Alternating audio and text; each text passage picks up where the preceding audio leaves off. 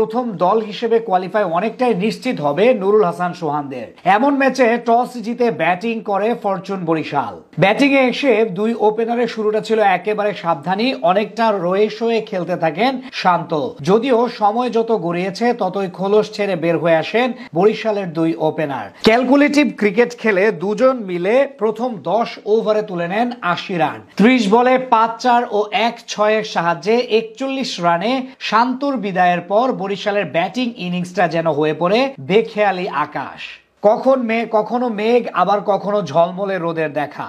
কারণ শান্তর বিদায়ের কিছু পরে বিদায় নেন ক্যাপ্টেন তামিম ইকবাল। তবে বিদায়ের আগেই মাহাদির প্রথম বলেই সামনে বেড়ে বড় শট খেলতে চান তামিম, কিন্তু আচমকা হাত থেকে বল ছাড়ার ঠিক শেষ মুহূর্তে রান আপ বন্ধ করে দেন মাহাদি, যেটা একটু বিভ্রান্তে ফেলে দেয় তামিমকে। তবে জবাব দিতে ছাড়েনি বরিশালের কাপ্তানও। মাহিদির বল লং অনের উপর দিয়ে বাউন্ডারি মেরে সবকিছুর জবাব দেন খান সাহেব। ওভারের শেষ বলে আরো একটি 4 হাঁকান বরিশাল কাপ্তান। 4 নম্বরে আসা তাওকিদ হৃদয় কাইল মেয়ার্সের সঙ্গে 59 রানের জুটি গড়লেও ব্যক্তিগত 23 রানের হৃদয় এবং পরের ওভারে অভিজ্ঞ রিয়াদের বিদায়ের পর আবারও বিপাকে পড়ে বরিশাল। তখন মনে হচ্ছিল খুব একটা বেশি দূর আগাতে পারবে না বরিশালের ইনিংস।